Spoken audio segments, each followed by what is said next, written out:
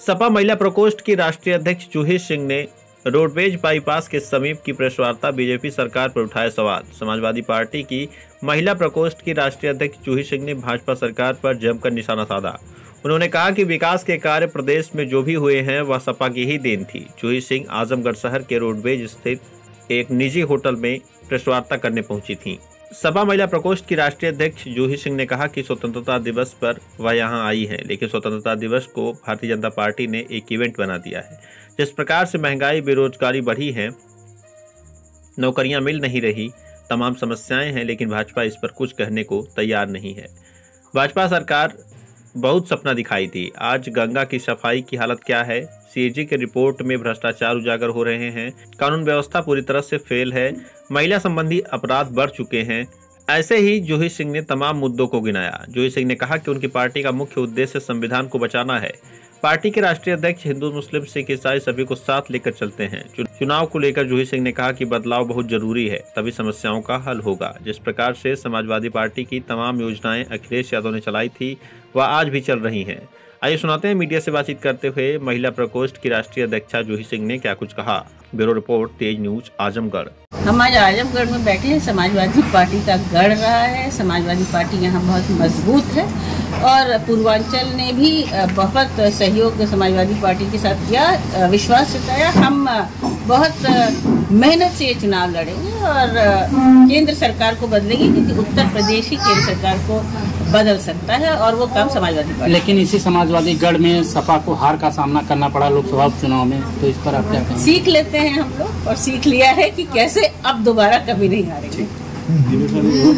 वहाँ ऑर्डिनेंस लाया गया एक, और जो है दिल्ली को एकल एमसीडी की बात की जा रही है, तो इन सब चीज़ों को समाजवादी पार्टी किस तरह से देख रही है और इंडिया किस तरह से देख रहा है? इंडिया ऑलरेडी दिल्ली का जो अध्यादेश लाए थे और उसके बाद उनको एक तरीके से कानून लाए, तो इस पर ऑलरेडी आम आदमी पार्टी का समर्थन हमारे राष्ट्रीय अध्यक्ष जी कर चुके हैं और बता चुके हैं कि ये संविधान के विरोध में है।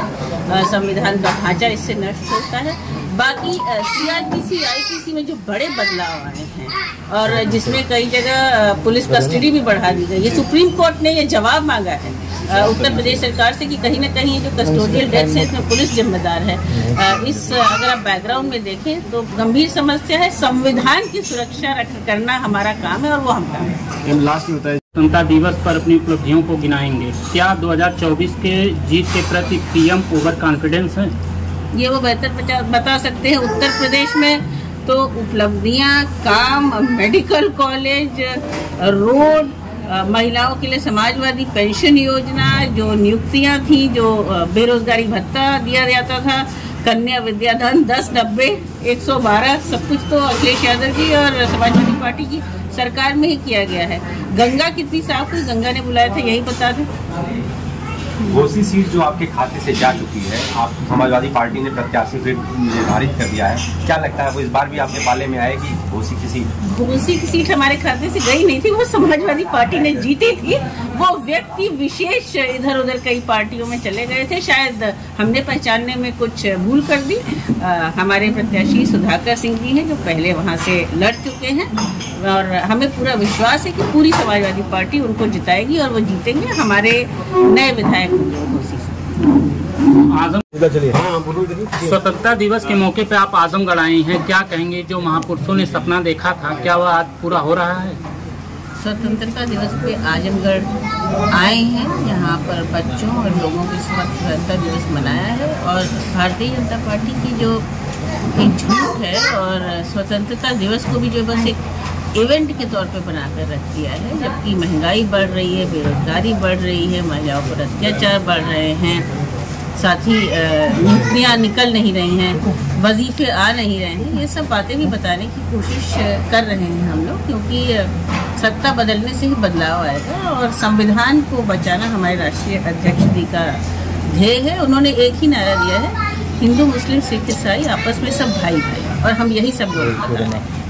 जो महापुरुषों ने सपना देखा था, क्या वह आज पूरा हो रहा है? महापुरुषों ने तो हमें आज़ादी दिलाई थी। जो भारतीय जनता पार्टी ने सपना उत्तर प्रदेश के लिए दिखाया था वो तो बिल्कुल पूरा नहीं हो रहा है। न गंगा साफ हो रही है, सीएजी की रिपोर्ट में महाभ्रष्टाचार और घोटाला खोल रहा है, कानून व्यवस्था ध्वस्त है, स्वास्थ्य सेवाएं ध्वस्त है। जो काम हुआ है वो केवल अखिलेश यादव जी की सरकार में, समाजवादी सरकार में हुआ है। यहाँ हमारा संगठन बैठा है, हमारे अध्यक्ष बैठे हैं और हम लोग मिल बैठ कर यही बात कर रहे हैं कि लोगों तक इस बात को पहुंचाना है और लोग इसको समझ भी रहे हैं। इसलिए अब सरकार बदलेगी। पीएम मोदी तुष्टीकरण और परिवारवाद है, इस पर आप क्या कहेंगे? देखिए, प्रधानमंत्री लाल किले से क्या बोल रहे हैं ये उनको खुद ही सुन लेना चाहिए। उनकी पार्टी में परिवारवाद की कितनी अधिकता है।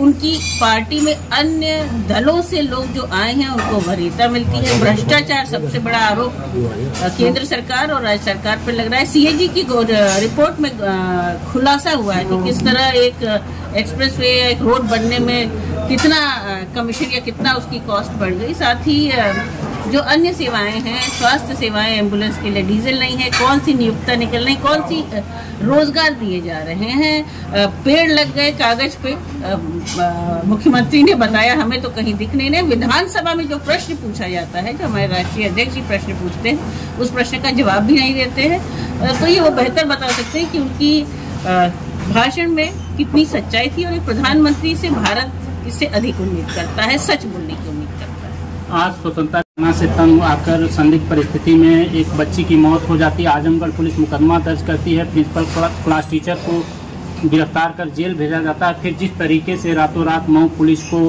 विवेचना दे दी जाती है, फिर उसमें प्रिंसिपल और क्लास टीचर को क्लीन चिट मिल जाती है, छूट जाती है। इससे लेकर लोगों में भारी आक्रोश है कहीं न कहीं, तो इस पर आप क्या कहेंगे? ये मुद्दा हम लोग बार बार उठा भी रहे हैं और राष्ट्रीय अध्यक्ष ने भी उठाया है।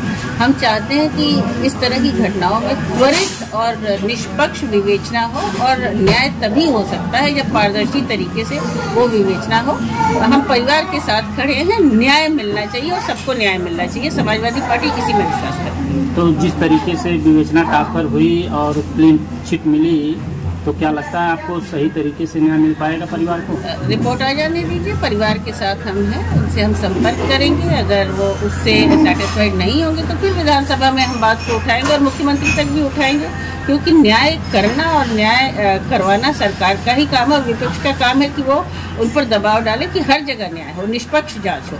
अभी तो ऐसा कुछ दिख नहीं रहा है। हमारे कई लोग जो फेसबुक पे कुछ लिख देते हैं उनको तो जेल में डाल दे रहे हैं मुख्यमंत्री। कोई बाहर निकल जाए, कोई आवाज उठा दे तो उनके घर पर बुलडोजर चला दे रहे हैं, जबकि कई बड़े बड़े अपराधी हैं जिनके घर पर बुलडोजर अभी नहीं चल रहा है। कुछ सदस्यता भी अभी रद्द नहीं हुई है, मुझे लगता है, जो सजा हुई है। तो इस सरकार से निष्पक्ष न्याय की अपेक्षा हमें तो कम है। उम्मीद करते हैं कि शायद कुछ जमीन हो।